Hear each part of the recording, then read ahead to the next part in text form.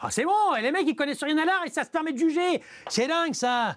Ok, c'est bon, place à l'énigme du jour, qui est consacrée à un personnage historique. Vous le savez désormais, c'est à vous de jouer. En devinant cette énigme, aidé de différents indices qui sont également à déchiffrer. D'abord un indice général pour trouver l'énigme. Non, ce n'est pas moi, je n'ai jamais eu cette idée folle. Premier indice, roi des Francs. Mon père a été surnommé ainsi en raison de sa petite taille. Deuxième indice, c'est un jour de Noël que je fus couronné empereur par le pape Léon III. Mais en quelle année? Troisième indice, après ma mort, mes petits-fils ont divisé mon empire en 3, signant un traité en 843. Quatrième et dernier indice, enfin, je suis Carolus Magnus, mais c'est sous un autre nom que l'on me connaît. Réponse dans quelques minutes. En attendant, place à la chronique du jour qui porte sur le cœur vendéen, un symbole d'histoire et de résistance. La Vendée, terre de tradition et de légende, porte en son cœur un emblème unique, le cœur vendéen. Ce symbole, bien plus qu'un simple dessin, est un véritable héritage, une marque d'identité profonde pour ce territoire. Mais d'où vient-il? Pourquoi ce double cœur entrelacé, surmonté d'une croix, est-il devenu l'âme de la Vendée? Remontons au XVIIIe siècle. À cette époque, la Vendée est une terre profondément catholique. La Révolution française bouleverse l'ordre établi, imposant des réformes qui entrent en conflit avec les valeurs des Vendéens.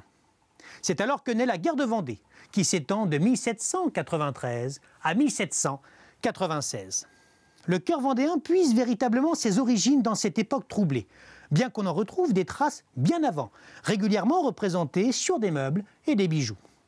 Il est ainsi inspiré du Sacré-Cœur de Jésus, que portaient les soldats vendéens, les blancs sur leurs drapeaux et leurs uniformes, opposés aux républicains, les bleus. La croix qui le surplombe rappelle la place essentielle de la religion dans cette insurrection et dans l'identité vendéenne. Ce symbole très répandu dans la France catholique du XVIIIe siècle est une marque de piété et de dévotion. En Vendée, il prend ainsi une dimension politique et identitaire, se transformant en emblème de la résistance contre la Révolution. Il devient le symbole d'un peuple, mais aussi d'une région tout entière qui ne pliera pas face à l'adversité. 2 siècles plus tard, le cœur vendéen n'a rien perdu de sa force. Il est devenu l'emblème officiel du département, ce qui a suscité des polémiques du fait de son histoire et des signes qu'il représente.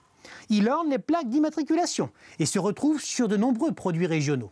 Mais il est bien plus qu'un simple logo, c'est une déclaration d'amour pour la Vendée, un rappel des luttes et des valeurs de ce territoire. Ce n'est pas tout, ce cœur n'est pas unique, il est doublement entrelacé, sa devise étant « fidèle à l'un et à l'autre ». Malgré les diverses interprétations, nous en retiendrons surtout le symbole de l'union indéfectible des Vendéens entre eux. Aujourd'hui, il est pour beaucoup synonyme de fierté locale, de solidarité et de tradition. Il incarne la mémoire d'un peuple qui continue de revendiquer haut et fort son identité unique. On en revient à l'énigme du jour. Le personnage historique à trouver était bien sûr Charlemagne. Son père, c'était Pépin le Bref, surnommé ainsi en raison de sa taille, pas de son règne. C'est le 25 décembre 800 qu'il fut couronné empereur. Le traité de Verdun, conclu en 843, partage l'empire carolingien entre les 3 fils survivants de Louis le Pieux, qui n'est autre que l'un des fils de Charlemagne. Son nom latin est Carolus Magnus, qui signifie Charles le Grand. Quant à l'indice général, il fait référence à la chanson de France Gall, Sacré Charlemagne. Eh bien non, il n'a jamais eu cette idée folle un jour d'inventer l'école. Certes, il a favorisé son développement en Europe, mais celle-ci existe très certainement depuis l'apparition de l'écriture. La prochaine chronique sera consacrée à l'histoire du château d'Apremont, qui a connu son âge d'or à la Renaissance.